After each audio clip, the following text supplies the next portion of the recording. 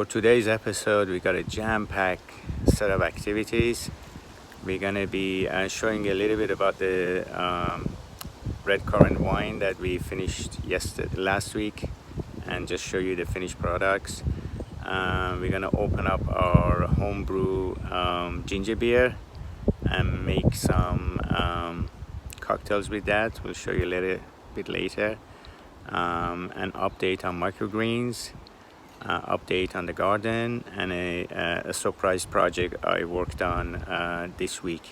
So looking forward to that.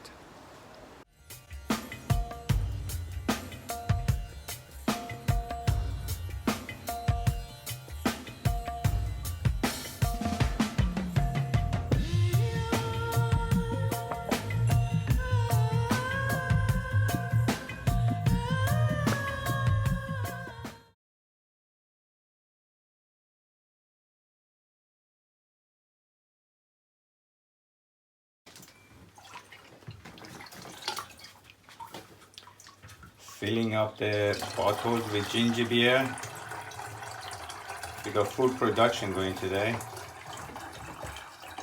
I would say this is about maybe 1.5 gallon, probably.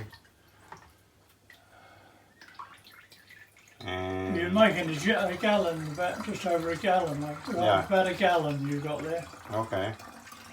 And we're gonna store this in the garage, which is outside.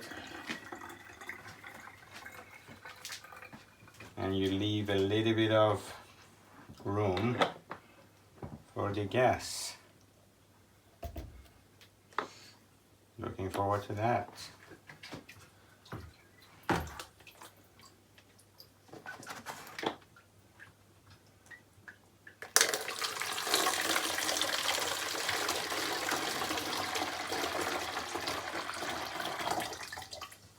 Okay, so we're gonna show you our ginger beer that we made last week, exactly 1 week ago. So today is Sunday, and we made this last Sunday, and it basically made 5 liters. So here's a 2-liter bottle, and then we have 3 like almost single liter bottles. So almost every day we let the gas out because it's continually fermenting and it's live basically.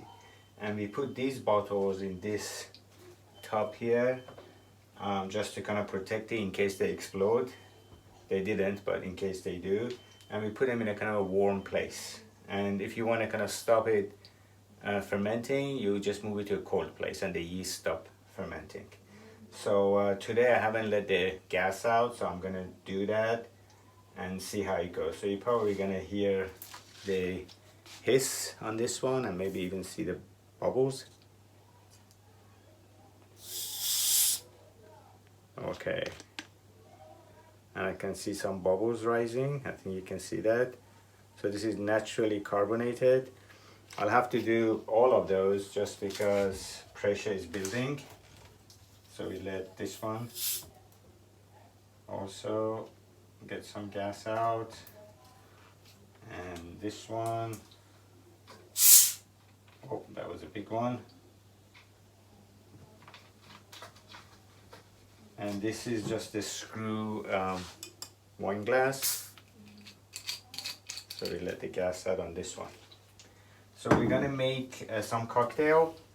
And this cocktail is called Dark and Stormy. It's a rum-based cocktail, which we first tried in a little Caribbean restaurant in Palo Alto in Silicon Valley, and we fell in love with it. So we're gonna try and recreate it. So I'm gonna use this as my measure. So 1 measure of rum, roughly. Although you can never fail to be on the higher side of the scale.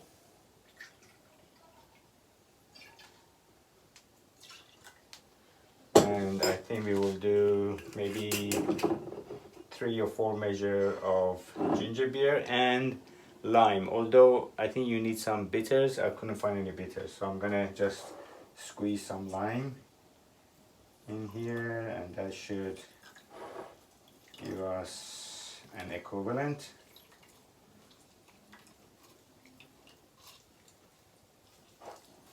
like mine limey, so I'm gonna make mine a little bit more limier.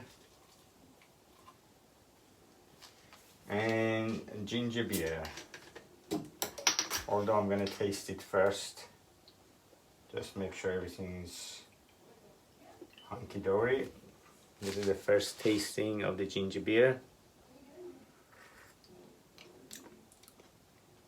Oh yeah. Still sweet, with the backdrop of alcohol. Oh yeah. This is gonna be good base. So that's 1, 2, 3. I think probably could do it 4th, but we'll see. I'll put a lot of rum in here. 1, 2, 3. Oh, what the hell, I'm gonna do 4. Oh yeah, that filled it out.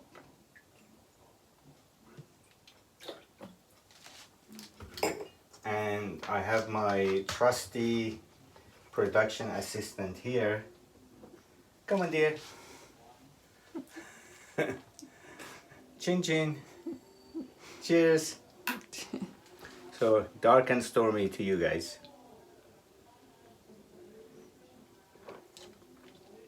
Oh wow. Yes.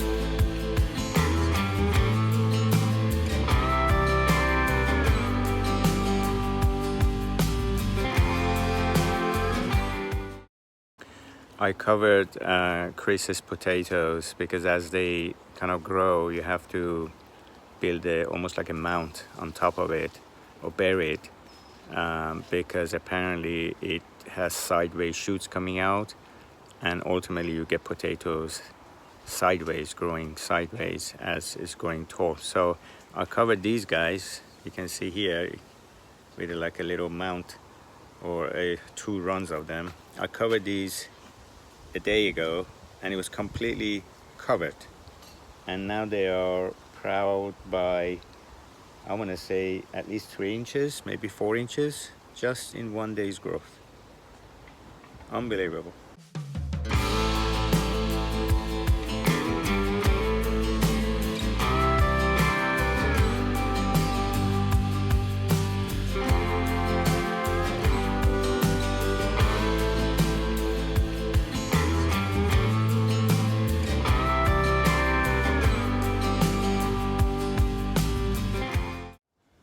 Okay guys, I'm talking to you from the greenhouse.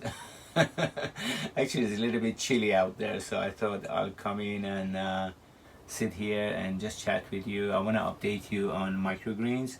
If you remember from the last video that we did on microgreens, we planted sunflower seeds, leeks and lettuce, and I was growing them in the coconut husk, and I decided not to give them any nutrition food with the watering, so it's just water only. The sunflower seeds did fantastic, and I guess they just carry enough nutrition in the seed to carry them through. Second best was the leeks, and the lettuce was a bust. Now I think if I fed them with some, one of these plant growth, organic growth, they may have done better, but I just wanted to see how it goes. So for sure, the sunflower seeds are fantastic, and we will continue growing those going into the future. But this time I'm gonna try different seeds. So we are gonna try, let's see, we're gonna try broccolis. That will be interesting. And we're gonna try pink kale. Oh, I think I'm looking forward to that one. And we're gonna try China rose radish. So I guess probably 2 of them are gonna be pinkish, and then broccoli. So I've soaked these mats for about 2 days. So these were new mats. We didn't necessarily use the last ones, although I plan to, but these are new ones. So I soaked them for 2 days, washed them out, and they're basically just super moist. And if you remember, we had these chopsticks below, so that just gives it a little bit of elevation, so it's not kind of sitting and soaking in the water, but rather it gets all the moisture, and as the roots grow, then it has some room to grow. So that's what we're gonna do, and let's see how it turns out. All right, so basically I noticed that the broccoli, we don't have actually a lot of seeds in here, so I'm going to use all of it. And the lesson from the last time was to be generous with the seeds. And looking at this, I think this is just simply not enough, really, to be honest with you. But we're going to do our best and see what we get. I think I could probably do with 3 packets for the broccoli, but it will be just an experiment. So far we're just experimenting, see what works, what doesn't work, what ventilation we need, and so on and so forth. So it's all part of the learning process. So that was the broccoli. The China rose radish, I don't know if you can see it.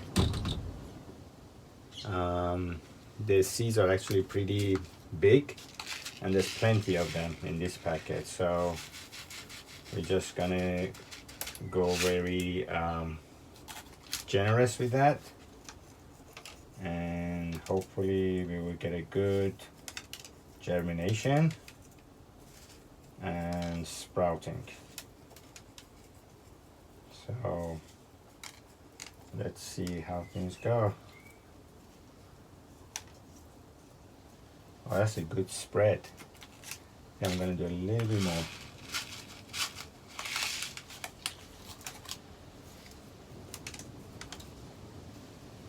I mean, you don't need to be super careful with it, as long as they are well spread and there's no kind of clump. So just don't be clumsy about it, and try and spread it as best as you can, no clumps, and that should be good to go. And we put a little triangular marker for this one,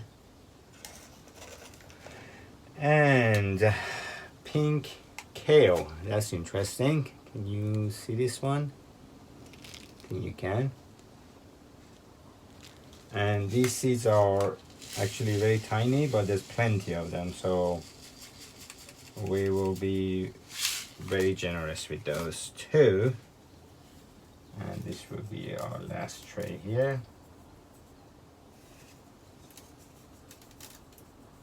Really looking forward to that. I heard a lot about the kale, so I'm really looking forward to it.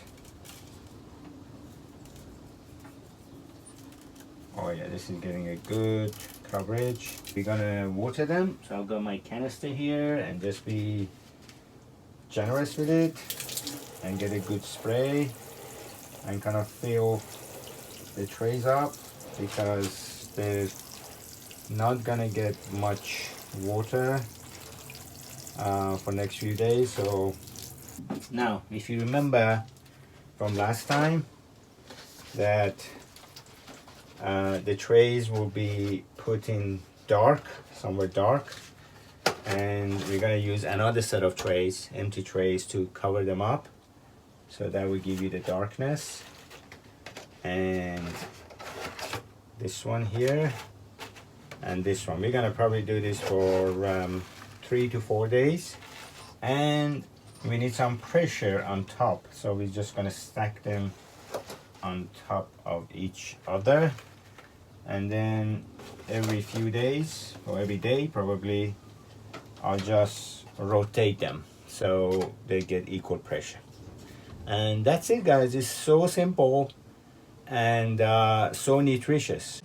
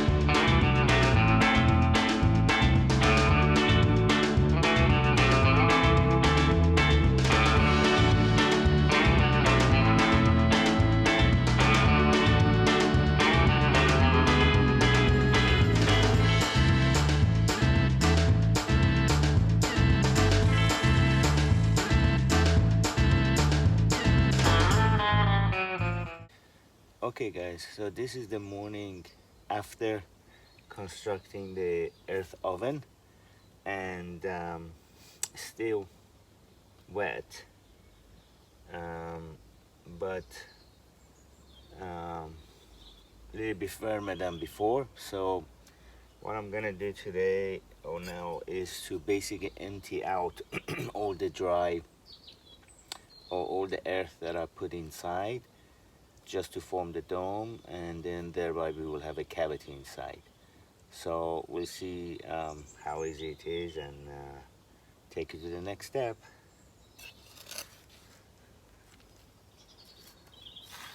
Oh, it's very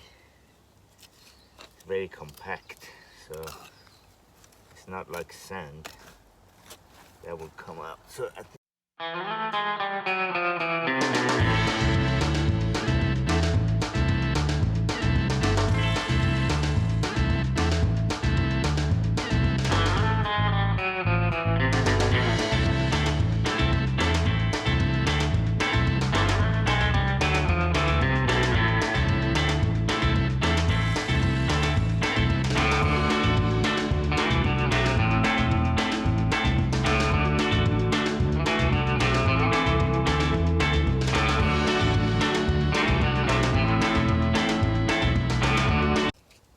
the idea is to form the fire in the front and just let the front warm up first, and then we will push the fire in the back.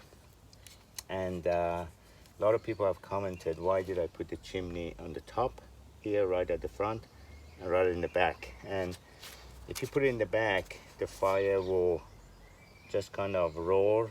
You get a fantastic fire, but it'll be fast burning, and it will be probably good for making pizza. And my intention about this oven is not necessarily to make pizza, although I'm sure it will make wonderful pizza, and especially when we make the big one. But the idea is to make a what I would call a earth oven, so it kind of retains heat and is more for baking and roasting than making pizza. Okay, you can see the fire is now going quite well, and the chimney effect is working well. So we'll probably start moving it to the back. Okay, so the fire is going pretty well. I'm gonna attempt to kind of move it in and get the fire kind of circulate to the roof and then come forward and then out to the chimney. That's the idea.